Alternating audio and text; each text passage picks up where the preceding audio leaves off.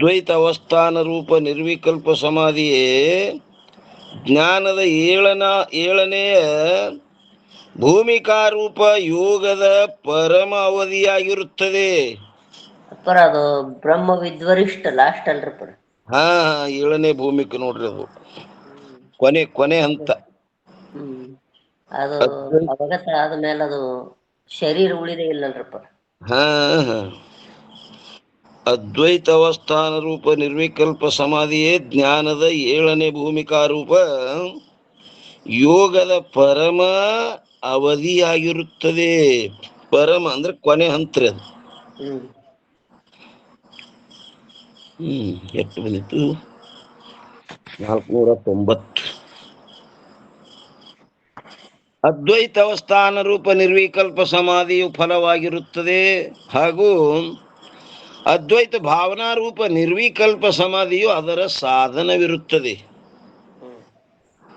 ಆ ಅವಸ್ಥಾನ ರೂಪಕ್ಕೆ ಇದು ಭಾವನಾ ರೂಪ ಸಾಧನ ಆಗ್ಯದ್ರಿ. ಬ್ರಹ್ಮ ಭಾವ ಆಗ್ಲಾಕ್ ಸಾಧನ ಆಗ್ಯದ ನೋಡ್ರಪ್ಪ. ಅವಸ್ಥಾನ ರೂಪ ಆಗ್ಲಿಕ್ಕೆ ಇದು ಸಾಧನ ಆಗ್ಯದ್ರಿ. ಇದು ಭಾವನಾ ರೂಪ. ಅದು ಭಾವನಾ ಮಾಡಿ ಒಳಗ್ ಒಯ್ಬೇಕಲ್ರಿ. ಅದು ಮತ್ತೆ ವೃತ್ತಿ ಹೆಂಗೆ ಅವ. ಇನ್ನು 468ರಲ್ಲಿ ಅದ್ವೈತ ಅವಸ್ಥಾನ ರೂಪ ಸಮಾಧಿಗೂ ಹಾಗೂ ಸುಷುಪ್ತಿಗೂ ಇರುವ ಭೇದ. ನಿದ್ದಿಗೂ ಮತ್ತು ಅವಸ್ಥಕ. ಅದ್ವೈತ ಅವಸ್ಥಾನ ರೂಪ ಸಮಾಧಿಗೂ ಹಾಗೂ ಸುಷುಪ್ತಿಗೂ ಇರುವ ಭೇದ. ಏನ್ ಭೇದದ? ಅದ್ವೈತ ಅವಸ್ಥಾನ ರೂಪ ಸಮಾಧಿಯೊಡನೆ ಸುಷುಪ್ತಿಗೆ ಎಷ್ಟು ಭೇದವಿರುತ್ತದೆ. ಏನ್ ಭೇದ ಇರ್ತದಪ್ಪ ಅಂತ ಕೇಳಿದ್ರೆ, ಒಂದೇ ಕಡ ಸುಷುಪ್ತಿ ಅವಸ್ಥೆಯಲ್ಲಿ ವೃತ್ತಿಯು ಅಜ್ಞಾನದಲ್ಲಿ ಲಯವನ್ನು ಹೊಂದುತ್ತದೆ. ಅಲ್ಲೇನಾಗ್ತದೆ? ಸುಷುಪ್ತಿಯಲ್ಲಿ ವೃತ್ತಿ ಏನ್ ಮಾಡ್ತದ? ತನ್ನ ಕಾರಣವಾದ ಅಜ್ಞಾನದಲ್ಲಿ ಲಯ ಹೊಂದ್ತದ. ನಿದ್ದೆ ಬರ್ತಂದ್ರೆ ಏನಾಗ್ತದ್ರಿ? ವೃತ್ತಿ ಅಲ್ಲಿ ಅಡಿಗೆ ಬಿಡ್ತದ. ಆದರೆ ಎರಡನೇದ್ದು ಅದ್ವೈತ ಅವಸ್ಥಾನ ರೂಪ ಸಮಾಧಿಯಲ್ಲಿ ವೃತ್ತಿಯು ಬ್ರಹ್ಮ ಪ್ರಕಾಶದಲ್ಲಿ ಲಯವನ್ನು ಹೊಂದುತ್ತದೆ. ಅಲ್ಲಿ ಬ್ರಹ್ಮ ಪ್ರಕಾಶದಲ್ಲಿ ಲಯ ಆಗ್ತದೆ ವೃತ್ತಿ. ಲಯ ಅನ್ನೋದ್ರ ಮ್ಯಾಗ ಇಲ್ಲೊಂದು 491. ಇಲ್ಲಿಯ ರಹಸ್ಯವು ಈ ಪ್ರಕಾರವಿರುತ್ತದೆ. ಇಲ್ಲಿಯ ರಹಸ್ಯವು ಈ ಪ್ರಕಾರವಿರುತ್ತದೆ. ಯದ್ಯಪಿ ಬರ್ತಾನ್ರಿ ಅವ ಏನಂತಾನ, ಈಗ ಹೇಳಲ್ಪಟ್ಟ ಸಮಾಧಿಯಲ್ಲಿ ರಜತಮ ಗುಣಗಳು ಶೇಷವಾಗಿ ಉಳಿಯದಂತೆ ತಿರೋಧಾನ ಹೊಂದಿರುವುದರಿಂದ ಯಾವ ಗುಣಗಳು ಆವಿರ್ಭಾವ ಹೊಂದಿ ಪ್ರಾಪ್ತವಾದ ಶುದ್ಧ ಸತ್ವಗುಣರೂಪ ಉಪಾದಾನದಲ್ಲಿಯೇ ವೃತ್ತಿಯ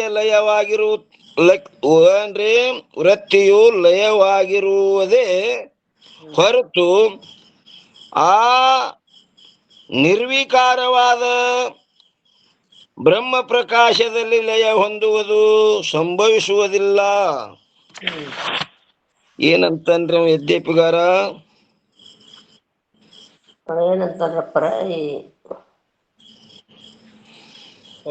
ಈಗ ಹೇಳಲ್ಪಟ್ಟ ಏನು ಸಮಾಧಿಯಲ್ಲಿ ಈಗ ಏನ್ ಹೇಳಿರಲ್ಲ ನಿರ್ವಿಕಲ್ಪ ಸಮಾಧಿ ಪರಮಾವಧಿ ಅಂತ, ಆ ಸಮಾಧಿಯಲ್ಲಿ ರಜ ತಮ ಗುಣಗಳು ಶೇಷವಾಗಿ ಉಳಿಯದಂತೆ ಆಗ್ಬೇಕ್ರಪ್ಪ. ಅಲ್ಲಿ ಏನು ಅವಶೇಷವಾಗಿ ಏನು ಬ್ರಹ್ಮಸ್ವರೂಪ ಆದ್ಮೇಲೆ ಇವೆಲ್ಲ ಉಳಿದೇ ಇಲ್ರಪ್ಪರ. ಇವೆರಡು ಉಳಿಯಂಗಿಲ್ರಿ. ಯಾರು ರಜ ತಮ ಗುಣಗಳು ಇಲ್ಲ ಅಲ್ಲಿ. ತಿರೋಧಾನ ಹೊಂದಿರುವುದರಿಂದ ಅವು ತಿರೋಧಾನ ಆಗ್ಯಾವ. ಆವಿರ್ಭಾವ ಹೊಂದಿ ಪ್ರಾಪ್ತವಾದ ಶುದ್ಧ ಸತ್ವಗುಣರೂಪ ಉಪಾದಾನದಲ್ಲಿಯೇ ಆ ಉಪಾದಾನೆಯಲ್ಲಿ ವೃತ್ತಿಯು ಲಯವಾಗಿರುವುದೇ ಹೊರತು ನಿರ್ವಿಕಾರವಾದ ಬ್ರಹ್ಮ ಪ್ರಕಾಶದಲ್ಲಿ ಲಯ ಹೊಂದುವುದು ಸಂಭವಿಸುವುದಿಲ್ಲ.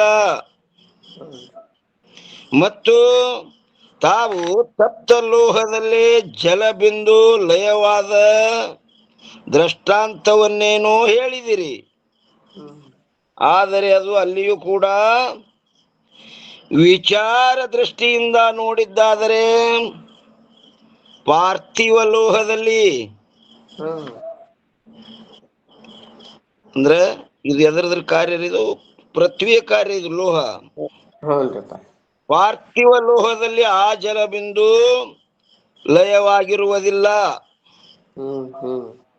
ಅದು ಕಾರಣವಾದ ಅಜ್ಞಾನದಾಗ ಹೋದ್ರ ಲಯ ಆಗಿಲ್ರಿ ಪೂರ್ತಿ ಅತ್ಯಂತಕ.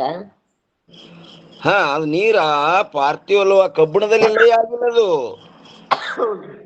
ಕಿಂತು ಜಲಕ್ಕೆ ಉಪಾದಾನ ಕಾರಣವಾದ ಅಗ್ನಿ ಮಾತ್ರವೇನಿರುವುದು, ಅದರಲ್ಲಿ ಆ ಜಲಬಿಂದು ಲಯವಾಗಿ ಹೋಗಿರುತ್ತದೆ. ಅದು ಎಲ್ಲಿ ಲೋಹದಲ್ಲಿ ಲಯ ಆಗಿಲ್ಲ, ತನಗೆ ಕಾರಣವಾದ ಜಲ ಎಲ್ಲಿ ಅಗ್ನಿಯಲ್ಲಿ ಲಯ ಆಗ್ಯದ ಅದು ಜಲ. ಆದ್ದರಿಂದ ತಪ್ತ ಲೋಹದಲ್ಲಿ ಎಂದು ಹೇಳಿರುವುದು ಉಪಚಾರ ಮಾತ್ರವಾಗಿರುತ್ತದೆ. ಅದು ತಪ್ತ ಲೋಹದಲ್ಲಿ ಆಗ್ಯದಂತ ಉಪಚಾರ ಮಾತ್ರದದು. ಅಲ್ಲೇ ಅಗ್ನ್ಯಾಗ ಸುಡು ಅಗ್ನ್ಯಾಗ ಮುಳುಗಿತ ಅನ್ನೋದು ಉಪಚಾರದ ಮಾತ್ರ. ಅಂದ್ರೆ ಅಲ್ಲಿ ಲೋಹದಲ್ಲಿ ಹೋಗ್ಯದಂತ ಉಪಚಾರ, ವಾಸ್ತವಿಕದ ಎಲ್ಲಿ ಹೋಗ್ಯದ ತನ್ನ ಕಾರಣವಾದ ಅಗ್ನಿಯಲ್ಲಿ ಹೋಗ್ಯದದು. ಏನ್ರಿ ಉಪಚಾರ ಮಾತ್ರವಾಗಿರಬಹುದು. ಅದಕ್ಕೆ ತಥಾಪಿ ಹೇಳ್ತಾರ್ರಿ, ಬ್ರಹ್ಮ ಪ್ರಕಾಶದ ಜ್ಞಾನ ರೂಪ ನಿಮಿತ್ತದಿಂದ ವೃತ್ತಿಯು ತನ್ನ ಉಪಾದಾನದಲ್ಲಿಯೇ ಲಯವನ್ನು ಹೊಂದುತ್ತದೆ. ಆ ವೃತ್ತಿ ಉಪಾದಾನ ಯಾವದ್ರಿ? ವೃತ್ತಿ ಉಪಾದಾನ ಅಂತಃಕರಣ. ಅದು ಬ್ರಹ್ಮ ಪ್ರಕಾಶದಲ್ಲಿ ಆಗ್ಯದಂತ ಉಪಚಾರ. ಅದು ಎಲ್ಲಿ ಲಯ ಆಗ್ಯದಪ್ಪ ಅಂದ್ರೆ ತನಗೆ ಕಾರಣವಾದಂತ ಉಪಾದಾನ ಕಾರಣವಾದ ಅಂತಃಕರಣದಲ್ಲಿ ಲಯ ಆಗ್ಯದ ವೃತ್ತಿ. ಆದ್ದರಿಂದ ಬ್ರಹ್ಮ ಪ್ರಕಾಶದಲ್ಲಿ ವೃತ್ತಿಯ ಲಯವನ್ನು ಹೇಳಿದ್ದು ಉಪಚಾರ ಮಾತ್ರವಾಗಿರುತ್ತದೆ. ಆ ಬ್ರಹ್ಮ ಪ್ರಕಾಶದಲ್ಲಿ ಲಯ ಆಗ್ಯದಂತ ನಾವೇನ್ ಹೇಳಿದೆವು ಅದು ಉಪಚಾರ ಮಾತ್ರದ. ಅದು ಎಲ್ಲಿ ಲಯ ಆಗ್ಯದಪ್ಪ ಅಂತ ಕೇಳಿದ್ರೆ ತನಗೆ ಕಾರಣವಾದ ಅಂತಃಕರಣದಲ್ಲೇ ಲಯ ಆಗ್ಯದ ವೃತ್ತಿ. ಯಾಕಂದ್ರೆ ಅದರದೇ ಪರಿಣಾಮ ಅದದು. ಅಥವಾ ಈ ಸಮಾಧಿಯಲ್ಲಿರುವಂಥ ಬ್ರಹ್ಮವಿದ್ವರಿಷ್ಠ ನೋಡ್ರಿ ನಂತರ ಈ ಸಮಾಧಿಯಲ್ಲಿರುವಂತ ಬ್ರಹ್ಮವಿದ್ವರಿಷ್ಠ ಮಹಾಪುರುಷನ ದೃಷ್ಟಿಯಲ್ಲಿ ಗುಣಾದಿಗಳು ತೋರುವುದೇ ಇಲ್ಲ. ಅವನ ದೃಷ್ಟಿಯಲ್ಲಿ ಗುಣಾದಿ ಆದಿ ಅಂದ್ರೆ ಈ ಸತ್ವ ರಜ ತಮ ಈ ಗುಣಗಳು ಯಾವೇನಂದ್ರೆ ಯಾವೂ ಇಲ್ಲ ಅವನಲ್ಲಿ. ಮತ್ತೇನೆಂದರೆ ಶುದ್ಧ ಬ್ರಹ್ಮವೇ ತೋರುತ್ತದೆ. ಅವನಲ್ಲಿ ಏನ್ ತೋರ್ತದ? ಅಶುದ್ಧ ಬ್ರಹ್ಮವೇ. ಆಗ ಅಲ್ಲಿ ಬ್ರಹ್ಮ ವಿವರ್ತ ವೃತ್ತಿಯು ಏನಾಗ್ತದ್ರಿ? ಆ ದೃಷ್ಟಿಯು ಅಭಾವವಾಗುವುದು. ಈ ಯಾವ ಕಾರಣದಿಂದಲೂ ಕೂಡ ಬ್ರಹ್ಮ ಪ್ರಕಾಶದಲ್ಲಿ ವೃತ್ತಿಯ ಲಯವನ್ನು ಹೇಳಿರುತ್ತಾರೆ ಎಂದು ತಿಳಿದುಕೊಳ್ಳಬೇಕು. ಅಂತಃಕರಣದಲ್ಲೇ ಲಯ ಆಗ್ತದ ನೋಡ್ರಪ್ಪ. ಅದಕ್ಕೆ ತನಕ ಉಪಾದಾನ ಕಾರಣವಾದ ಅಂತಃಕರಣದಲ್ಲೇ ಲಯ ಆಗಿದ್ರಿ ಅದು. ಯಾಕಂದ್ರೆ ಇದು ಅನಾತ್ಮದ ವೃತ್ತಿ. ವೃತ್ತಿ ಹೋಗಿ ಅಲ್ಲಿ ಲಯ ಆಗ್ಬೇಕಾದ್ರೆ ತನಗ್ ಕಾರಣ ಇಲ್ಲದ ಅಲ್ಲಿ ಹೋಗಿ ಲಯ ಆಗ್ಯದ್ರಿ ಅದು. ಎಲ್ಲಿ ಬಂದಿತ್ರಿ ಟಿಪ್ಪಣಿ ರೀ? ಒಂದ್ ಸ್ವಲ್ಪ ಇಲ್ಲಿ ಪ್ರಿಂಟ್ ದೋಷ ಆಗಿದ್ರಪ್ಪರ. 368 ಅಂಕ ಇಲ್ಲಿ ಬಂದ್ಬಿಟ್ಟದ್ರಿ ಹಿಂದಿಂದ. ಹಿಂಗಾಗಿದೇನ್ರಿ?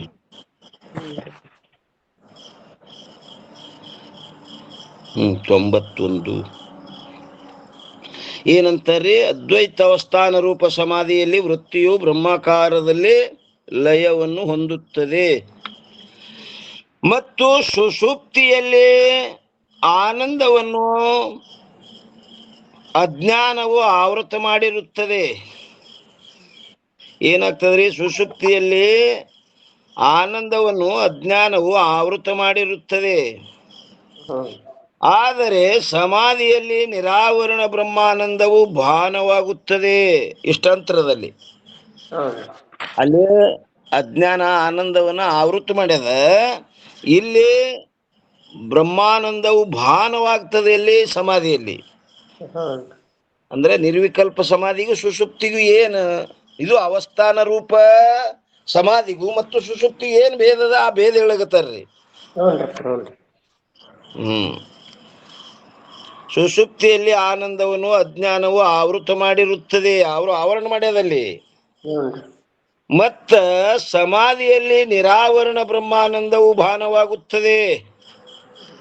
ಬ್ರಹ್ಮಾನಂದ ಭಾನ ಆಗ್ತದೆ ಎಲ್ಲಿ? ಆ ಅವಸ್ಥಾನ ರೂಪ ನಿರ್ವಿಕಲ್ಪ ಸಮಾಧಿಯಲ್ಲಿ. ಅಂದ್ರೆ ಸುಷುಪ್ತಿಗೂ ಆ ಸಮಾಧಿಗೂ ಏನ್ ಅಂತರದ ಅನ್ನೋದು ಅಂತರ ಹೇಳಿದ್ರು. ಇನ್ನು 469ರಲ್ಲಿ ನಿರ್ವಿಕಲ್ಪ ಸಮಾಧಿಗೆ ಲಯ, ವಿಕ್ಷೇಪ, ಕಷಾಯ ಹಾಗೂ ರಸಸ್ವಾದಗಳೆಂಬ 4 ವಿಘ್ನಗಳು ಇರುತ್ತವೆ. ಆ ನಿರ್ವಿಕಲ್ಪ ಸಮಾಧಿ ಸಾಧಿಸ್ಬೇಕಾದ್ರ 4 ವಿಘ್ನಗಳದಾವ್ರಿ. ಲಯ, ವಿಕ್ಷೇಪ, ಕಷಾಯ ಹಾಗೂ ರಸಸ್ವಾದಗಳೆಂಬ 4 ವಿಘ್ನಗಳು ಇರುತ್ತವೆ. ವಿಘ್ನ ಅಂದ್ರೆ ಏನ್ರಿಮ್ಮ? ಪ್ರತಿಬಂಧಕ. ಅವು ಕಾರ್ಯ ಮಾಡಿಕೊಡಂಗಿಲ್ಲ. ಇನ್ನು 469ರಲ್ಲಿ ಏನ್ ಹೇಳ್ತಾರಪ್ಪ ಅಂತ ಕೇಳಿದ್ರೆ, ನಿರ್ವಿಕಲ್ಪ ಸಮಾಧಿಯಲ್ಲಿ 1ನೇದ್ದು ಲಯ, 2ನೇದ್ದು ವಿಕ್ಷೇಪ, 3ನೇದ್ದು ಕಷಾಯ ಮತ್ತು 4ನೇದ್ದು ರಸಸ್ವಾದಗಳೆಂಬ 4 ವಿಘ್ನಗಳು ಉಂಟಾಗುತ್ತವೆ. ಆ ಕಾರ್ಯವನ್ನ ಪ್ರತಿಬಂಧಕ ಮಾಡ್ಲಿಕ್ಕೆ 4 ವಿಘ್ನಗಳು ಬರ್ತಾವ. ಆದ್ದರಿಂದ ಅವುಗಳನ್ನು ತ್ಯಾಗ ಮಾಡುವುದಕ್ಕೋಸ್ಕರ ಇಲ್ಲಿ ಹೇಳಲ್ಪಟ್ಟಿರುತ್ತದೆ. ಏನ್ ಹೇಳ್ಯಾರಪ್ಪ ಅಂತ ಕೇಳಿದ್ರ, ಆಲಸ್ಯದಿಂದಾಗಲಿ ಏನ್ರಿ ಲಯ ಲಯ ಹೇಳ್ತಾರ್ರಿ. ಲಯ ವಿಘ್ನ 1ನೇದ್ದು. 1ನೇದ್ದು ಏನದ್ರಿ? ಲಯ. ಆಲಸ್ಯದಿಂದಾಗಲಿ ಅಥವಾ ನಿದ್ರೆಯಿಂದಾಗಲಿ ವೃತ್ತಿಯು ಅಭಾವವಾಗುವುದಕ್ಕೆ ಲಯ ಎಂದು ಹೇಳುತ್ತಾರೆ. ಬಹಳ ದಣದಿದ್ದ ದುಡಿತ್ ಬಹಳ ಆಗಿ ದಣದಿದ್ದಂದ್ರು ಏನಾಗ್ತದ್ರಿ? ವೃತ್ತಿ ಲಯ ಆಗ್ಲಿಕ್ಕೆ ಹೋಗ್ತದ. ನಿದ್ದಿಗಟ್ಟಿದ ಬಹಳ ನಿದ್ದೆ ಆಗಿತ್ತಂದ್ರ ಅದು ಮತ್ತೆ ತನ್ನ ನಿದ್ದಿಗೆ ಹೋಗ್ತದ್ರಿ. ಅದು ಅಲ್ಲಿ ಅಡಗಲಿಕ್ಕೆ ಶುರು ಮಾಡ್ತದ. ಅದೇನಾಗ್ತದ್ರಿ ಅಲ್ಲಿ? ಲಯ. ಆಲಸ್ಯದಿಂದಾಗಲಿ ಅಥವಾ ನಿದ್ರೆಯಿಂದಾಗಲಿ ವೃತ್ತಿಯ ಅಭಾವವಾಗುವುದಕ್ಕೆ ಲಯ ಎಂದು ಹೇಳುತ್ತಾರೆ. ಆ ಲಯದಿಂದ ಸುಷುಪ್ತಿಗೆ ಸಮಾನವಾದ ಅವಸ್ಥೆಯು ಉಂಟಾಗುತ್ತದೆ. ಅದರಿಂದ ಬ್ರಹ್ಮಾನಂದವು ತೋರುವುದಿಲ್ಲ, ಅದು ವಿಘ್ನದು. ಆದ್ದರಿಂದ ನಿದ್ರಾ, ಆಲಸ್ಯ ಮೊದಲಾದವುಗಳ ನಿಮಿತ್ತದಿಂದ ಯಾವಾಗ ವೃತ್ತಿಯು ತನ್ನ ಉಪಾದಾನ ಕಾರಣವಾದ ಅಂತಃಕರಣದಲ್ಲಿ ಲಯವಾಗುವ ಲಕ್ಷಣವು ಕಂಡು ಬರುವುದು. ಇದು ಹೋಗ್ತದಿನ ಲಯ ಆಗ್ತದಂತ ಅಲ್ಲಿ ಅವನಿಗೆ ಕಂಡು ಬರ್ಲಿಕ್ಕತ್ತಂದ್ರ ಆಗ ಯೋಗಿಯು ಜಾಗೃತನಾಗಿ ಪ್ರಯತ್ನ ಮಾಡ್ಲಿಕ್ಕೆ ಮತ್ತವ ಏನಾಗ್ಬೇಕ್ರಿ? ಜಾಗೃತ ಆಗ್ಬೇಕು. ಇನ್ನು ಇದು ಹೋಗ್ತದ, ಇನ್ನು ನಿದ್ರಿ ಹೋಗ್ತದ, ಹೋಗ್ಬಿಡಬಾರ್ದಂತವ ಪ್ರಯತ್ನ ಪೂರ್ವಕವಾಗಿ ಆ ಯೋಗಿಯು ಜಾಗೃತನಾಗಿ ನಿದ್ರಾದಿಗಳನ್ನು ತಡೆ ಹಿಡಿದು, ನಿದ್ರೆಗೆ ಹೋಗ್ಲಾರ್ದಂಗ ಅದನ್ನ ನಿದ್ರೆಯನ್ನು ತಡೆ ಹಿಡಿದು ವೃತ್ತಿಯನ್ನು ಮತ್ತೆ ಹುರಿದುಂಬಿಸಬೇಕು. ತುಸು ಅಲ್ಲಿ ಹೈಗೈ ಮಾಡಿದೆ ಅಂದ್ರೆ ನಿದ್ರಿಗೆ ಹೋಗ್ಬಿಡ್ತದ. ನಿಂದು ಏನಾಗ್ತದ? ಆ ಸಮಾಧಿ ಹೋಗ್ಬಿಡಂಗಿಲ್ಲ ಇಂದದು. ತಮ್ಮ ಪ್ರಧಾನ ಆವರ್ತನ ಸರ್ಸು ತಾಕತ್ ನೋಡ್ರಿ. ಪ್ರಯತ್ನ ಮಾಡ್ಬೇಕು ಆ ಜಾಗನಾಗ ನಾವು. ಹೋಲ್ ಬಿಡು ಅಂದ್ರೆ ನಿದ್ದೆ ಆಗ್ತದ, ಸಮಾಧಿ ಆಗಂಗಿಲ್ಲ. ಈ ರೀತಿಯಿಂದ ಲಯರೂಪ ವಿಘ್ನಕ್ಕೆ ವಿರೋಧಿಯಾಗಿರುವ ಹಾಗೂ ನಿದ್ರಾಲಸ್ಯಗಳು ಕೂಡ ವಿರೋಧವೆನಿಸುವ ಯಾವ ವೃತ್ತಿಯು ಪ್ರವಾಹ ರೂಪ ಜಾಗರಣವಿರುವುದು. ಆ ಪ್ರವಾಹ ಅಲ್ಲಿ ಹುರಿದುಂಬಿಸಿ ಅದಕ್ಕೆ ಮತ್ತೆ ಪ್ರವಾಹ ಹರಿಸ್ಬೇಕು, ಅದಕ್ಕೆ ಒಳಗೆ ಹೋಗುವಂಗ. ಸಣ್ಣ ಬಿಟ್ಟೆ ಅಂದ್ರೆ ನಿದ್ದಿಗೆ ಹೋಗ್ತದದು. ಪ್ರವಾಹ ರೂಪ ಜಾಗರಣವಿರುವುದು. ಅದಕ್ಕೆ ಶ್ರೀ ಗೌಡಪಾದಾಚಾರ್ಯರು ಚಿತ್ತ ಸಂಬೋಧನ ಎಂದು ನುಡಿದಿದ್ದಾರೆ. ಆ ಗೌಡಪಾದಾಚಾರ್ಯರು ಅದಕ್ಕೆ ಏನಂತ ನುಡಿದಾರ? ಚಿತ್ತ ಸಂಬೋಧನ ಎಂದು ನುಡಿದಿದ್ದಾರೆ. ಅಲ್ಲಿ ತಮ್ಮ ಚಿತ್ತಿಗೆನೆ ಮನಸ್ಸಿಗೆನೆ ನಿರೋಧ ಮಾಡೋದು ಸಂಬೋಧನೆ ಮಾಡ್ತಾರೆ ಚಿತ್ತಕ್ಕೆ ನೋಡ್ರಪ್ಪ. ಅವ್ರ ಪ್ರಯತ್ನದ್ರಲ್ಲಿ ಯೋಗಿದ ಪ್ರಯತ್ನದ ಚಿತ್ತ ಸಂಬೋಧನ ಅನ್ನೋದ್ರ ಮ್ಯಾಗ 492 ಟಿಪ್ಪಣಿ ಕೊಟ್ಟಾರ ನೋಡ್ರಿ. ಎಷ್ಟು ಪೇಜನೇ ಹೋಗ್ಯಾರಪ್ಪ ನಮ್ಮ ಒಂದಿಷ್ಟು. ಇದರ ಅರ್ಥವನ್ನು ಶ್ರೀ ಗೌಡಪಾದಾಚಾರ್ಯ ಕೃತವಾದ ಮಾಂಡುಕ್ಯ ಉಪನಿಷತ್ತಿನ ಮಾಂಡುಕ್ಯ ಅಂದ್ರ ಉಪನಿಷತ್ತು ರೀ, ಅದು ಮುಂಡಕ್ಕೆ ದೊಡ್ಡದು. ಮಾಂಡುಕ್ಯ ಅನ್ನೋ ಉಪನಿಷತ್ತು ಸಣ್ಣ ಉಪನಿಷತ್ತು. ಮಾಂಡುಕ್ಯ ಉಪನಿಷತ್ತಿನ ಕಾರಿಕೆಯಲ್ಲಿ ಬರೆಯಲ್ಪಟ್ಟಿದೆ. ಅದನ್ನೇ ವೇದಾಂತ ದೀಪಿಕಾ ಎಂಬ ಭಾಷಾ ಟೀಕೆಯಲ್ಲಿಯೂ ನಾವಂದ್ರೆ ಯಾರು, ಶ್ರೀ ಪಂಡಿತ ಪೀತಾಂಬರಜಿ ಬರೆದಿರುತ್ತೇವೆ, ಅಲ್ಲಿ ನೋಡ್ಕೋರಿ.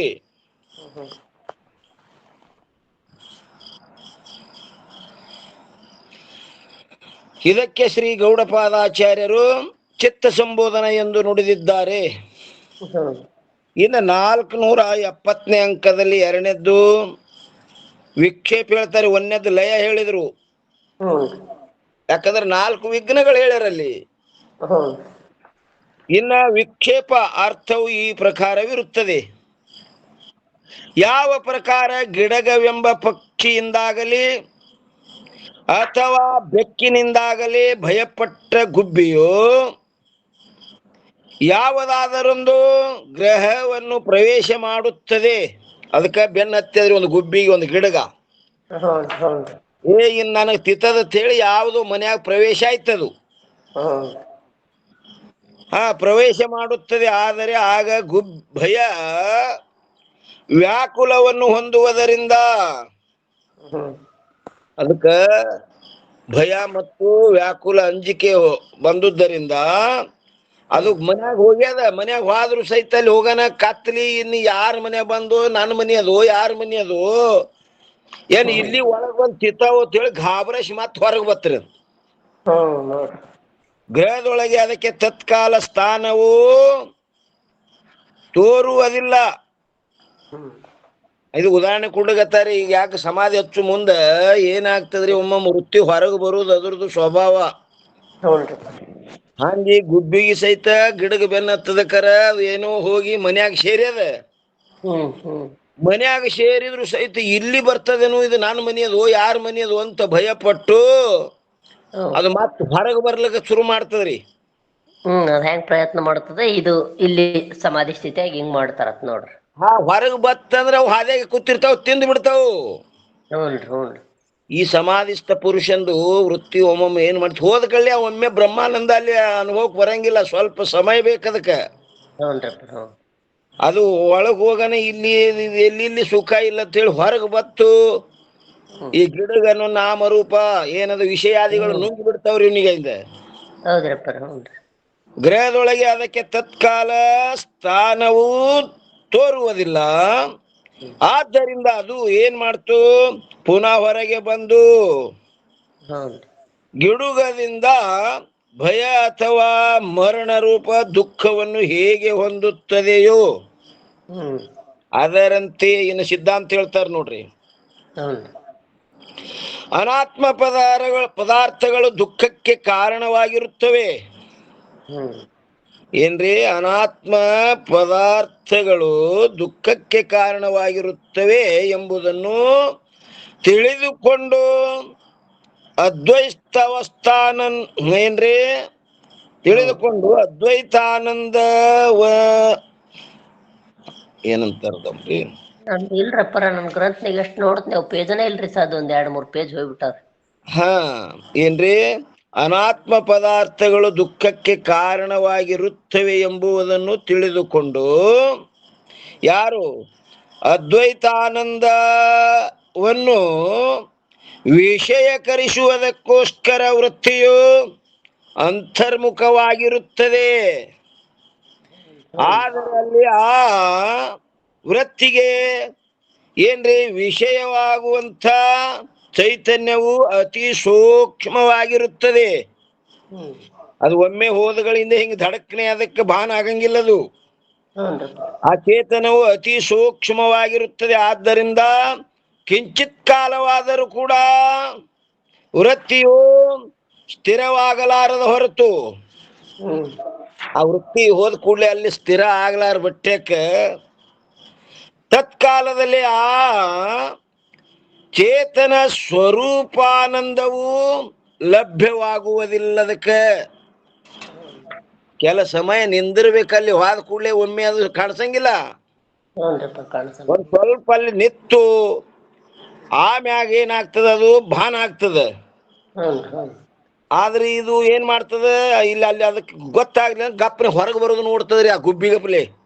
ಹೌದೌದ್ರಿಪ್ಪ. ಇನ್ನ ಅಲ್ಲಿ ಬ್ರಹ್ಮಭಾವ ಅಳವಟ್ಟಿರ್ಲಿಕ್ಕೆ ಹೊರಗೆ ಬರೋ ಚಾನ್ಸ್ ಇರ್ತದ್ರಿ. ಹಾ, ಅದು ಹೊರಗೆ ಬರುವುದ್ರ ಸ್ವಭಾವದ ಹ್ಮ್ ಲಭ್ಯವಾಗುವುದಿಲ್ಲ. ಈ ಯಾವ ಕಾರಣದಿಂದ ವೃತ್ತಿಯು ಪುನಃ ಬಹಿರ್ಮುಖವಾಗುತ್ತದೆ, ಹೊರಗೆ ಬತ್ತು. ಹ್ಞೂ. ಅದು ಅಲ್ಲಿ ಇನ್ನೂ ಸ್ವಲ್ಪ ನಿಂತಿದ್ರೆ ಅದು ಕಾಣಿಸ್ತಿತ್ತು, ಅದು ಪ್ರಾಪ್ತ ಆಗ್ತಿತ್ತು. ಅದು ನಿಂದಿರ್ಲಿಲ್ಲ. ಹ್ಞೂ. ಅದಕ್ಕೆ ಏನ್ ಮಾಡ್ತು, ಬಹಿರ್ಮುಖವಾಗುತ್ತದೆ. ಈ ರೀತಿಯಾದ ಬಹಿರ್ಮುಖ ವೃತ್ತಿಯು ಇದಕ್ಕೆ ವಿಕ್ಷೇಪವೆಂದು ಹೇಳಲ್ಪಡುತ್ತದೆ. ಆ ಬಹಿರ್ಮುಖ ಆಯ್ತಂದ್ರೆ ಇದಕ್ಕೆ ವಿಕ್ಷೇಪ. ಯಾಕ ಲಯ ವಿಕ್ಷೇಪ. ಆ ವೃತ್ತಿಯು ಸ್ಥಿರವಾಗಲಾರದ ಹೊರತು ಸ್ವರೂಪಾನಂದವು ಪ್ರಾಪ್ತವಾಗಲಾರದು. ಅದು ಸ್ಥಿರ ಆಯ್ತಂದ್ರೆ ಸ್ವರೂಪಾನಂದ ಪ್ರಾಪ್ತ ಆಗ್ತಿತ್ತು. ಅದು ಸ್ಥಿರ ಆಗ್ಲಿಲ್ಲ, ಮತ್ತೆ ಹೊರಗೆ ಬರ್ತದು. ಈ ಕಡೆ ವಿಷಯ ಕಡೆ ಬರಾಕತ್ತಂದ್ರ ಅದು ಚಂಚಲ ಆಗ್ತದ್ರಪ್ಪ. ಸ್ವರೂಪಾನಂದ ಪ್ರಾಪ್ತ ಆಗುದಿಲ್ಲ. ಆದ್ದರಿಂದ ವೃತ್ತಿಯು ಅಂತರ್ಮುಖವಾದ ಅಜ್ಞಾದರೂ ಕೂಡ ಎಲ್ಲಿಯವರೆಗೆ ಅದು ಬ್ರಹ್ಮಾಕಾರವಾಗುವುದಿಲ್ಲವೋ. ಅಂತರ್ಮುಖ ಆಗಿ ಸುಮ್ಮ ಕೂತಂದ್ರೆ ಕೆಲಸ ಇಲ್ರಿ ಅಲ್ಲಿ. ಮತ್ತೆ ಇನ್ನು ಅದು ಬ್ರಹ್ಮಾಕಾರ ಆಗ್ಬೇಕದು. ಈಗ ಶಾಲಿಗೆ ಹೋದ ಮಕ್ಕಳು ಸುಮ್ಮ ಕೂತು ಬರ್ಲಿಕ್ಕತ್ತು ಅಂದ್ರೆ ಓದ್ಬೇಕು, ಬರಿಬೇಕು, ಏನ್ರಿ ಅಲ್ಲಿ ಹೋಗಿ ಮಾಡ್ಬೇಕಿಲ್ಲ. ಮತ್ತೆ ಇವು ಬರೇ ವೃತ್ತಿ ಅಂತರ್ಮುಖ ಆಯ್ತು, ಅಟ್ಟಕ್ಕೆ ಕೆಲಸ ಇಲ್ಲ. ಬ್ರಹ್ಮಾಕಾರ ಆಗ್ಬೇಕು ಮುಂದದು ಪುನಃ.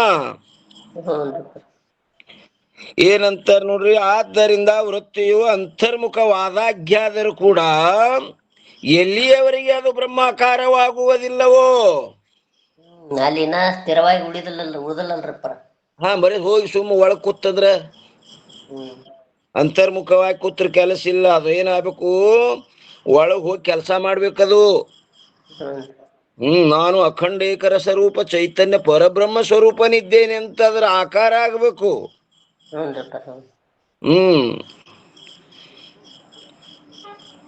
ಏನಾಗುದಿಲ್ಲ, ಬ್ರಹ್ಮಾಕಾರವಾಗುವುದಿಲ್ಲವೋ ಅಲ್ಲಿಯವರೆಗೆ ಯೋಗಿ ಆದಂಥವನಿಗೆ ಬಾಹ್ಯ ಪದಾರ್ಥಗಳಲ್ಲಿ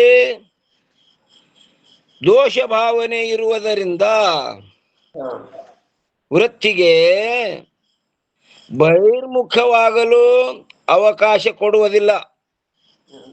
ಮತ್ತೇನೆಂದರೆ ವೃತ್ತಿಯನ್ನು ಅಂತರ್ಮುಖವಾಗಿಯೇ ಸ್ಥಾಪನೆ ಮಾಡುತ್ತಾನೆ. ಅದು ಧಡಕ್ ಹೊರಗೆ ಬರುವುದು ಅದ್ರ ಸ್ವಭಾವ ಇರ್ತದ. ಹೊರಗೆ ಬರ್ಲಾರ್ದಂಗ ಅವ ಮತ್ತೆಷ್ಟು ಒಳಗೆ ಒಯ್ದು ಅದಕ್ಕೆ ಬ್ರಹ್ಮಾಕಾರ ಮಾಡುದು. ಅದ ಮುಂದೆ ಇನ್ನೂ ವೃತ್ತಿ ಮುಂದೆ ಹರಿಸಬೇಕ್ರಿ ಅವ. ಇನ್ನು ಕೆಲಸ ಅದ ಒಂದು ಅನುಸಂಧಾನ ಮಾಡ್ಬೇಕ್ರಿ ಹಂಗಾರೆ. ಅದು ವಿಕ್ಷೇಪ ಆಗಿ ಹೊರಗೆ ಬರ್ತದ. ಹೊರಗೆ ಬರ್ಲಾರ್ದಂಗ ಅದಕ್ಕೆ ಮತ್ತೆಷ್ಟು ಹುರಿದುಂಬಿಸಿ ಪ್ರಯತ್ನ ಪೂರ್ವಕವಾಗಿ ಬ್ರಹ್ಮಾಕಾರ ಮಾಡುವುದಲ್ಲಿ ಇನ್ನೂ ಒಂದು ಮುಂದೆ ಕೆಲಸದ್ರಿ ಅಲ್ಲಿ. ಲಯ ವಿಕ್ಷೇಪ ರೂಪ ವಿಘ್ನಕ್ಕೆ ವಿರೋಧಿಯಾಗಲ್ಪಟ್ಟ ಯಾವ ಯೋಗಿಯ ಪ್ರಯತ್ನವಿರುವುದು, ಅಲ್ಲಿ ಯೋಗಿದೇನದ ಪ್ರಯತ್ನ, ಅಲ್ಲಿ ಹೊರಗೆ ಬರುದು, ಧಡಕ್ ಹೊರಗೆ ಬರುದು ಅದರದ್ದು ಸ್ವಭಾವದ. ಅದನ್ನ ಮುರಿಸಿ ಮತ್ತಿಷ್ಟು ಅಂತರ್ಮುಖವಾಗಿ ಬ್ರಹ್ಮಾಕಾರ ಮಾಡುವುದು ಏನದ್ರಿ, ಯೋಗಿಯ ಪ್ರಯತ್ನವಿರುವುದು. ಅದಕ್ಕೆ ಶ್ರೀ ಗೌಡಪಾದಾಚಾರ್ಯರು ಶಮ ಎಂದು ಕರೆದಿರುತ್ತಾರೆ. ಸಮ ಅಂತ ಕರೆದಾರ್ರಿ ಅವರು. ಅಲ್ಲಿ ಮನಸ್ಸಿನ ಕೆಲಸ ಅದಂತ್ರಿ. ಅಲ್ಲಿ ಇನ್ನೂ ಹುರಿ ತುಂಬಿಸ್ಬೇಕ್ರಿ ಪ್ರಯತ್ನ ಪೂರ್ವಕವಾಗಿ ಅವ. ಹ್ಞೂನ್ರಿಪ್ಪ. ಯಾಕಂದ್ರೆ ಹೋದ ಕೂಡಲೇ ಒಮ್ಮೆ ಈಗ ನೋಡ್ರಿ ಹೊರಗಿಂದ ಹೋದ ಕೂಡಲೇ ಒಮ್ಮೆ ಕತ್ತಲಿನೇ ಕಾಣಿಸ್ತದ, ಒಮ್ಮೆ ಬೆಳಕು ಕಾಣಿಸಂಗಿಲ್ಲ. ಕಾಣಿಸಲ್ರಪ್ಪ. ಒಂದ್ ಸ್ವಲ್ಪ ನಿಂದ್ರಿ ನೀ ಬೇಕಾರೆ ಆ ಕತ್ತಲಿನ ಮಾಯ ಆಗಿ ಬರೀ ಪ್ರಕಾಶ ಕಾಣಿಸ್ತದ. ಇಲ್ಲ ಕತ್ತಲಿನ ಹೊರಗೆ ಬಂದೆ ಅಂದ್ರೆ ಇನ್ನು ಕೆಲ್ಸ ಕೊಡಂಗಿಲ್ಲ ಅದು. ಹೌದ್ರಪ್ಪ. ಸ್ವಲ್ಪ ನಿಂದಿರ್ಬೇಕಲ್ಲಿ ಹೋಗಿ ವೃತ್ತಿ ಸ್ಥಿರ ಆಗಿ ನಿತ್ತಂದ್ರೆ ಏನಾಗ್ತದ್ರಿ, ಆತ್ಮನ ಪ್ರತಿಬಿಂಬೆ ಬೀಳ್ತದಲ್ಲಿ. ಕತ್ತಲಿನೇ ಅದಂತೇಳಿ ಹೊರಗೆ ಮತ್ತದು ಬೆಳಕಿಲ್ಲ ಅಂತೇಳಿ ಮತ್ ಹೊರಗೆ ಬಂದಂದ್ರ ಈ ನಾಮರೂಪ ವಿಷಯಾದಿಗಳು ನುಂಗಿ ಬಿಡ್ತಾವ್ ನಿನಗೈಂದವು. ಹಂಗ ಗಿಡಗ ನುಂಗ್ತಲ್ಲ ಅಲ್ಲಿ ಗುಬ್ಬಿಗೆ, ಹಂಗ ಈ ವಿಷಯಗಳು ಏನ್ ಮಾಡ್ತಾವಪ್ಪ ಅಂತ ಕೇಳಿದ್ರೆ, ವಿಷಯದಲ್ಲಿದ್ದಂತ ರಾಗ ನಿನ್ನ ಏನಿದು ಸಾಧನ ಕೆಡಿಸಿ ಬಿಡ್ತದ. ಇನ್ನು ಮೂರನೇದ್ದು ರಾಗಾದಿ ದೋಷಗಳಿಗೆ ಕಷಾಯ ಎಂದು ಹೇಳುತ್ತಾರೆ. ಲಯ ವಿಕ್ಷೇಪ ಕಷಾಯ ಹೇಳಕತ್ತಾರೆ ಮೂರನೇದ್ದು. ಯಾಕಂದ್ರ ನಿರ್ವಿಕಲ್ಪ ಸಮಾಧಿಯಲ್ಲಿ 4 ವಿಘ್ನಗಳು ಹೇಳ್ಯಾರ. ಲಯ, ವಿಕ್ಷೇಪ, ಕಷಾಯ, ರಸಸ್ವಾದ. ಈ ಮೂರನೇದ್ದು ಕಷಾಯ ಹೇಳ್ತಾರ್ರಿ. ರಾಗಾದಿ ದೋಷಗಳಿಗೆ ಕಷಾಯ ಎಂದು ಹೇಳುತ್ತಾರೆ. ರಾಗಾದಿ ರಾಗಾದಿ ಅಂದಾಗ ರಾಗ ದ್ವೇಷ ಅಭಿನಿವೇಶ ಇವೆಲ್ಲ ಏನದವ್ರಿ, ಇವೆಲ್ಲ ಪಂಚಕ್ಲೇಶಗಳಲ್ಲಿ. ರಾಗಾದಿ ದೋಷಗಳಿಗೆ ಕಷಾಯ ಎಂದು ಹೇಳುತ್ತಾರೆ. ಯದ್ಯಪಿ ಬಂದ ಏನಂತಂದ್ರೆ ರಾಗಾದಿಗಳು 2 ಪ್ರಕಾರವಾಗಿರುತ್ತವೆ. ಯಾವದ ಕಷಾಯ ಎಂದ್ರೆ ನೀವು ಅಂತಾರ. ರಾಗಾದಿಗಳು 2 ಪ್ರಕಾರವಾಗಿರುತ್ತವೆ. ಒಂದು ಪ್ರಕಾರ ಬಾಹ್ಯವಾಗಿರುತ್ತದೆ ಮತ್ತು ಎರಡನೆಯದು ಪ್ರಕಾರ ಅಂತರವಿರುತ್ತದೆ. ಒಂದು ಒಳಗಿನ ಕಸ, ಒಂದು ಹೊರಗಿನ ಕಸ. ಯಾವುದಕ್ಕೆ ವರ್ತಮಾನದಲ್ಲಿ ಸ್ತ್ರೀ ಪುತ್ರ ಧನ ಮೊದಲಾದ ವಿಷಯಗಳಿರುವವೋ ಅದು ಬಾಹ್ಯವೆಂದು ಹೇಳಲ್ಪಡುತ್ತದೆ. ಇದು ಹೊರಗಿಂದ ನೋಡ್ರಪ್ಪ. ಬರೀ ಹೆಣ್ತಿದ್ದೆ ನೆನಪು ಮಾಡ್ಕೊಳ್ಕತ್ತ, ಮತ್ತ ಧನ ರೊಕ್ಕದ್ದೇ ಮಾಡ್ಕೊಳ್ಕತ್ತ, ಮೊದಲಾದಂದ್ರೆ ಮಗ ಹಂಗ, ಬಿಸ್ನೆಸ್ ಹಿಂಗ, ಬರೇ ಬಾಹ್ಯ ಪ್ರಪಂಚದ ಚಿಂತನೆ ಮಾಡ್ಲಕತ್ತಂದ್ರ ಇದು ಬಾಹ್ಯ ಕಸ. ಇದು ಕಸ ಅಂದ್ರ ನೋಡ್ರಿ ಅವರು. ಯಾವುದಕ್ಕೆ ವರ್ತಮಾನದಲ್ಲಿ ಸ್ತ್ರೀ ಪುತ್ರ ಧನ ಮೊದಲಾದ ವಿಷಯಗಳಿರುವವೋ ಅದು ಬಾಹ್ಯವೆಂದು ಹೇಳಲ್ಪಡುತ್ತದೆ. ಬಾಹ್ಯ ಕಸ ಇದು ರಾಗ. ಹೊರಗಿನ ಕಸ ಹೊರಗಿನ ಕಸ. ಇನ್ನು ಎರಡನೇದ್ದು ಭೂತಕಾಲದ ಅಥವಾ ಭವಿಷ್ಯತ್ ಕಾಲದ. ಹಿಂದಿಂದ ಮುಂದಿಂದ ನೆನೆಸ್ಕೊಳ್ದ್ರಪ್ಪ. ಹಿಂದಿಂದ ನಾ ಹತ್ತಿ ಹಂಗಾಯ್ತು ಹಿಂಗಾಯ್ತು, ಹಂಗ್ ಮಾಡ್ದ ಹಿಂಗ್ ಮಾಡ್ದ ಅದು ಹೇಳೋದು. ಇನ್ನು ಮುಂದಿಂದ ಅಂದ್ರೆ ಆ ಯಾವ ಶೇಖ ಶೆಲ್ಲಿಗಪ್ಲೆ ಮನೋಗತ ಸುತ್ತಗೊತ್ ಹೋಗೋದು, ಹಂಗ ಮಾಡ್ಬೇಕು, ಇನ್ನ ಹಿಂಗ್ ಮಾಡ್ಬೇಕು. ಏನೇ 108 ಅದೇನ ಆದಿನೂ ಇಲ್ಲ ಅಂತಿನಿಲ್ಲ, ಬರೀ ಹಂಚಿಕೆ ಹಾಕುದು ಬೆಳಗನ. ಭೂತಕಾಲದ ಅಥವಾ ಭವಿಷ್ಯ ಎಲ್ಲಿ ಬಂದೇವ್ರಿ?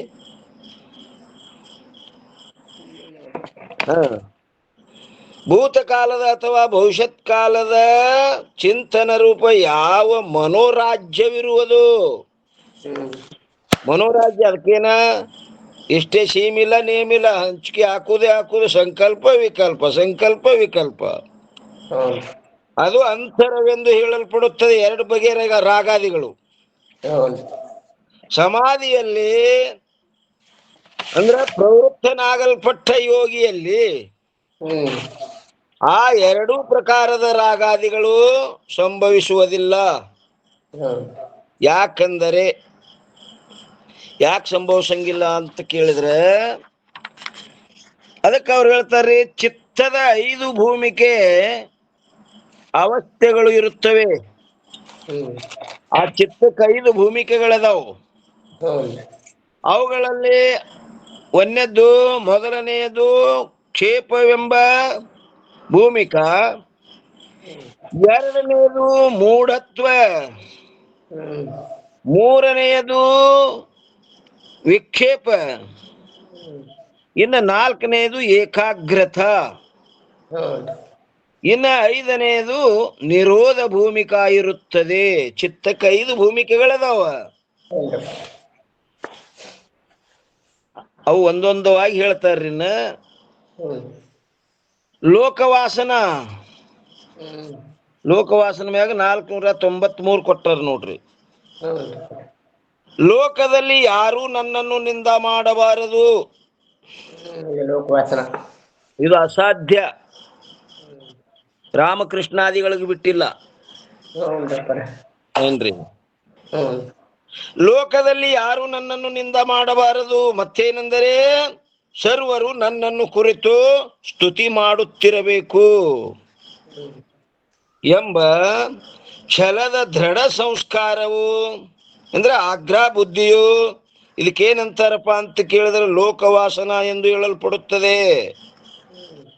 ಇದು ಲೋಕವಾಸನ. ಇನ್ನ ದೇಹವಾಸನ,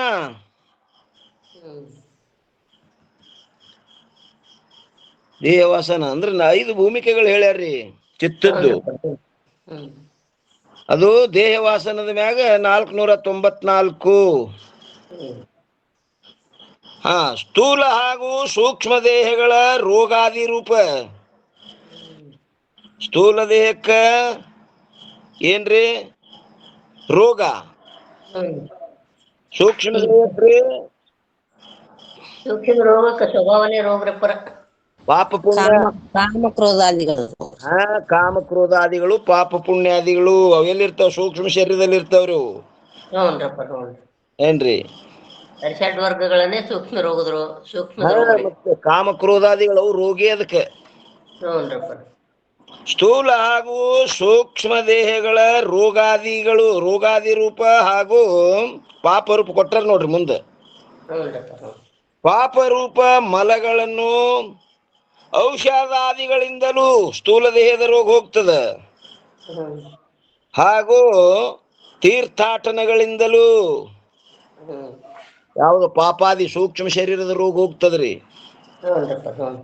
ತೀರ್ಥಾಟನ ಅಂತ ಕೊಟ್ಟಾರಿಲ್ರಿ ನಿಮ್ ಗ್ರಂಥದಾಗ? ಗ್ರಂಥ ನೋಡ್ರಪ್ಪರ ಹುಚ್ಚಿದಂಗ ನನಗಿದು ಒಂದು ಕೊಟ್ಟಾರ್ರಿ. 479 ಅಂಕ ಇಲ್ಲ ನೋಡ್ರಪ್ಪರ. ನಾನು ಹಿಂಗದ್ರಿ. ಒಮ್ಮೆ 479 ಬರಾಕತ್ತದ್ರಿ. ಹೊಸ ದೊಡ್ಡ ಗ್ರಂಥದ ಸಣ್ಣವರು ಸಣ್ಣ ಗ್ರಂಥರಪ್ಪರ. ಅದು 3ನೇ ಆವೃತ್ತಿ ಗ್ರಂಥ. ಹಂಗೆ ಮಾಡ್ಯಾರ್ರಿ, ಬಹಳ ಅದು ಇದು ಆಗಿಬಿಟ್ಟದ. ಪ್ರತ್ಯೇಕ ಅದ್ರ ನಮ್ದು ಭಾಗ 2, ಭಾಗ 1. ಅದು 3ನೇ ಆವೃತ್ತಿ ರೀ ಅದು. ಹೌದ್ರಪ್ಪ. ಏನಂತಾರ ನೋಡ್ರಿ, ಸ್ಥೂಲ ಹಾಗೂ ಸೂಕ್ಷ್ಮ ದೇಹಗಳ ರೋಗಾದಿ ರೂಪ ಯಾವ ಪಾಪ ರೂಪ ಮಲಗಳನ್ನು ಔಷಧಾದಿಗಳಿಂದಲೂ ಹಾಗೂ ಔಷಧಾದಿಗಳಿಂದ ಸ್ಥೂಲ ದೇಹದ ರೋಗ ಹೋಗ್ತದ, ಮತ್ತು ತೀರ್ಥಾಟನಗಳಿಂದಲೂ. ತೀರ್ಥಾಟನ ಅಂದ್ರೆ ಹೊಳೆ ಸ್ನಾನ ಮಾಡೋದು, ತಿರುಗಾಡಿದ್ರಿ. ಅದಕ್ಕೆ ಅನ್ಯಕ್ಷೇತ್ರೇ ಕೃತಂ ಪಾಪಂ ಪುಣ್ಯಕ್ಷೇತ್ರೇ ವಿನಶ್ಯತಿ. ಎಲ್ಲೋ ಪಾಪ ಮಾಡ್ಯಾನ, ಆ ಪಾಪ ಎಲ್ಲಿ ಹೋಗ್ತದಪ್ಪ ಅಂತ ಕೇಳಿದ್ರೆ ಪುಣ್ಯಕ್ಷೇತ್ರೇ ವಿನಶ್ಯತಿ. ಪುಣ್ಯಕ್ಷೇತ್ರದಲ್ಲಿ ಮಾಡಿದ್ರೆ ವಜ್ರೋ ಲೇಪೋ ಭವಿಷ್ಯತಿ ಅಂದರೆ ಪರ. ಅಂದ್ರ ಗಂಗಾ ನದಿ ಸ್ನಾನ ಮಾಡು, ಕಾಶಿ ವಿಶ್ವನಾಥನ ದರ್ಶನ ಮಾಡು, ರಾಮೇಶ್ವರ ದರ್ಶನ ಮಾಡು, ಎಲ್ಲೋ ಮಾಡಿದ ಪಾಪ ನಿವೃತ್ತಿಯಾಗಿ ಹೋಗ್ತದ್ರಿ.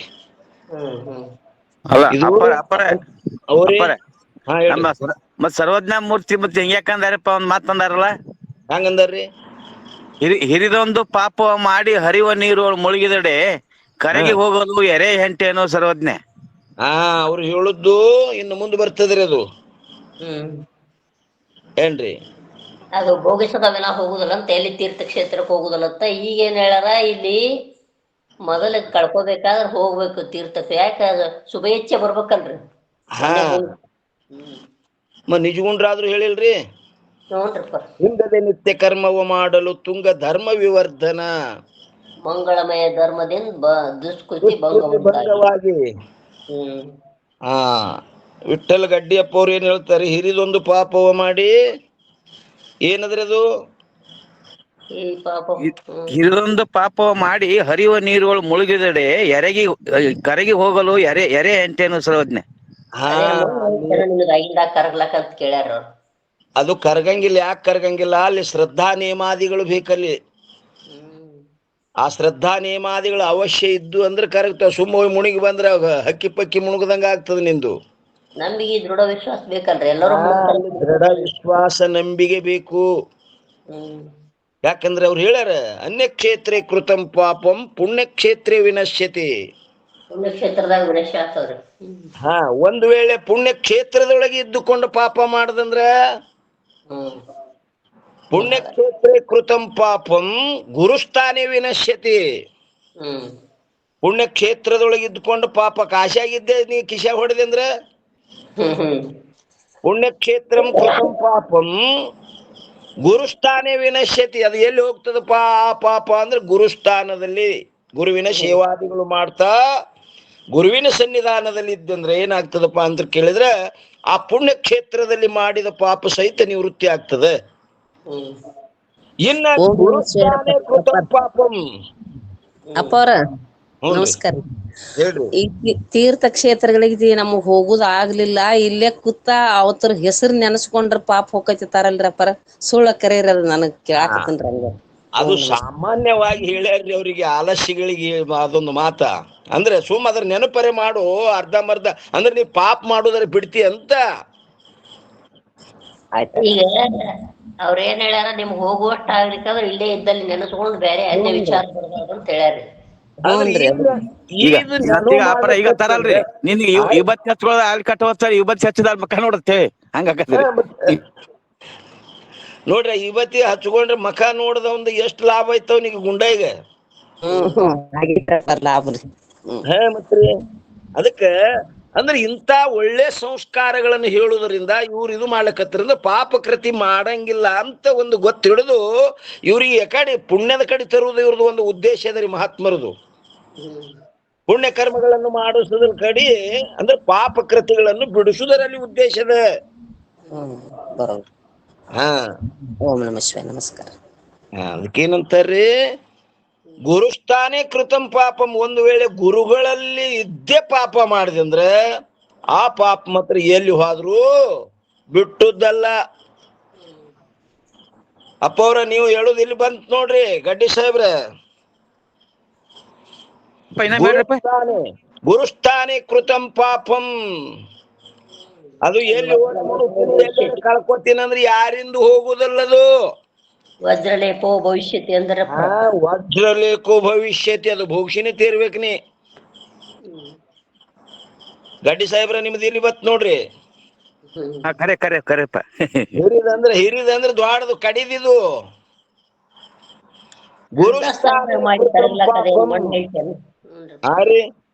ಅಂತಿಂತ ಪವಿತ್ರ ಸ್ಥಾನದಲ್ಲಿನೂ ಮಾಡಿದ್ರೆ, ಗುರು ಸ್ಥಾನದಲ್ಲಿ ಮಾಡಿದ್ರೆ ಅದು ಕರಗ್ಲಕ್ಕೆ ಮಣ್ಣು ಹೆಂಟೇನಂದ್ರೆ ಅವ್ರು. ಅದು ಮಾಡುದಿಲ್ಲ. ಹಿರಿದಂದ್ರ ಹಿರಿ ಪದ ಇಟ್ಟಾರ, ಹಿರಿದಂದ್ರೆ ಅದಕ್ಕೆ ದ್ವಾಡದ್ ಮತ್ತೊಂದಿಲ್ಲ. ಪಾಪ ಮಾಡೋಣ್ರಿ. ಇದು ಎಲ್ಲರೇ ಯಾವ ಹೊಳೆಗರೆ ಯಾವ ದೇವ್ರಿಗೆ ನಮಸ್ಕಾರ ಮಾಡಿದ್ರೆ ಹೋಗ್ತದಂದ್ರೆ ಹೋಗುದಿಲ್ಲ. ಹಿರಿದಂದ್ರೆ ಅದಕ್ಕೆ ದ್ವಾಡದ ಯಾವೂ ಇಲ್ಲ. ಆ ಗುರುಸ್ಥಾನೇ ಕೃತಂ ಪಾಪಂ ವಜ್ರಲೇಖೋ ಭವಿಷ್ಯತಿ. ಅವು ಮೂರು ಕಳ್ಕೊಳಕ್ ಬರ್ತದ, ಇದು ಮಾತ್ರ ಕಳ್ಕೊಳಕ್ ಬರಂಗಿಲ್ಲ.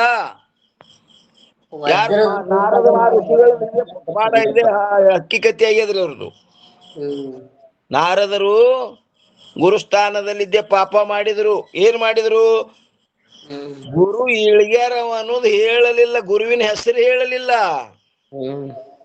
ನಾ ಶ್ರೇಷ್ಠ ಮನುಷ್ಯ, ಕೀಳು ಗುರುವಿನ ಮಾಡ್ಕೊಂಡೆ ಅಂತ ಈ ಅಭಿಮಾನದಿಂದ ಗುರುವಿನ ಹೆಸರು ಹೇಳಲಾರ್ದಕ್ಕೆ ಅನುಭವಿಸ್ಬೇಕಾಯ್ತಿಲ್ರಿ. ಮತ್ತ ಅಲ್ಲಿನೂ ಗುರುಪಿನ ಕೃಪಾ ಆಯ್ತು. ಒಂದೇ ಜನ್ಮದಾಗ ಅದನ್ನ ಬರೋದು, ಅದನ್ನ ಅಳಕಿಸ್ಬಿಟ್ರ ಅವ್ರ. ಆದ್ರ ಅದು ಮತ್ತೆ ಗುರುವಿನ ಕಡೆ ಬರ್ಬೇಕು. ಮತ್ತೆ ಎಲ್ಲಾರ ಕಳ್ಕೊತೀನಿ, ಯಾ ನದಿಯಾಗರೆ ಯಾ ದೇವ್ರಿಗಾರೆ ನಮಸ್ಕಾರ ಮಾಡ್ತಾ ಹೋಗ್ತದಂದ್ರೆ ಹೋಗುದಲ್ಲದು.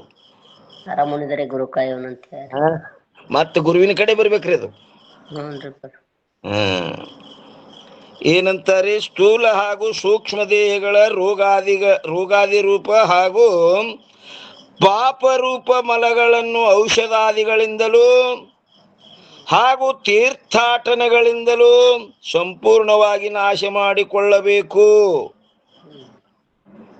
ಅಂದ್ರ ಅವು ಸಾಮಾನ್ಯ ಪಾಪ ಇದ್ದು ಅಂದ್ರೆ ಹೋಗ್ತಾವ್ರಿ, ವಿಶೇಷ ಇತ್ತಂದ್ರೆ ಆಗಳ ಗಡ್ಡಿ ಸಾಬ್ರಿ ಹೇಳ್ದಂಗ ಹೋಗುದಿಲ್ಲ ಅವು. ಹೋಗಲ್ರಿ ಹಾ, ಅದು ಅನುಭವಿಸಬೇಕು ಎಂಬ ಹಾಗೂ ಸ್ಥೂಲ ಸೂಕ್ಷ್ಮ ದೇಹಗಳಲ್ಲಿ ಸುಂದರ ಹಾಗೂ ಪುಷ್ಟಿತ್ವ ಮೊದಲಾದವುಗಳನ್ನು ಮತ್ತು ಪುಣ್ಯರೂಪ ಸದ್ಗುಣಗಳನ್ನು ಸಂಪಾದನೆ ಮಾಡಿಕೊಳ್ಳಬೇಕು ಎಂಬ ಈ ರೀತಿ ಆಗ್ರ ಬುದ್ಧಿ ದೃಢ ಸಂಸ್ಕಾರವು ದೇಹವಾಸನ ಎಂದು ಹೇಳಲ್ಪಡುತ್ತದೆ. ನಾ ಪುಣ್ಯ ಕರ್ಮಗಳನ್ನು ಮಾಡಿ ಪುಣ್ಯಾತ್ಮ ಅನಿಸ್ಕೋಬೇಕು, ಮತ್ತ ದೊಡ್ಡ ಯೋಗಿ ಅನಿಸ್ಕೋಬೇಕು, ಮತ್ತ ಇಂಥ ಸಾಧನ ಮಾಡಿ ಇದೇನದ್ರ ಇದೆಲ್ಲ ದೇಹ ವಾಸನ ಅಂತ ಕರೆದಾರ್ರಿ ಇದಕ್ಕೆಲ್ಲ. ಯಾಕಂದ್ರೆ ಅಲ್ಲಿ 4 ಭೂಮಿಕೆಗಳು ಹೇಳ್ಯಾರ: ಲಯ, ವಿಕ್ಷೇಪ, ರಸಸ್ವಾದ. ಅದ್ರೊಳಗೆ ಇವು ಮತ್ತೇನ್ ಹೇಳ್ಯಾರ್ರಿ? ಇವು ಮತ್ತೆ ಹೇಳ್ಯಾರ ನೋಡ್ರಿ, ಏನು ದೇವ ಏನು ಲೋಕವಾಸನ, ದೇಹವಾಸನ, ಏನು ಶಾಸ್ತ್ರ ವಾಸನೆ ಅಂತ ಕಳ್ಕೊಬೇಕಂತ ಹೇಳ್ತಾರ ಮುಂದ್ರಿ. ಹಾ, ಇದು ಈ ಸದ್ಯ ದೇಹವಾಸನ ಹೇಳುದ್ರಿ. ಇದು ಇದು 494ನೇ ಅಂಕದಲ್ಲಿ ದೇಹವಾಸನ ಅನ್ನೋದ್ರ ಬಗ್ಗೆ ಹೇಳಿದರು. ಎಲ್ಲಿ ಬಂದಿತ್ರಿ ಇದು?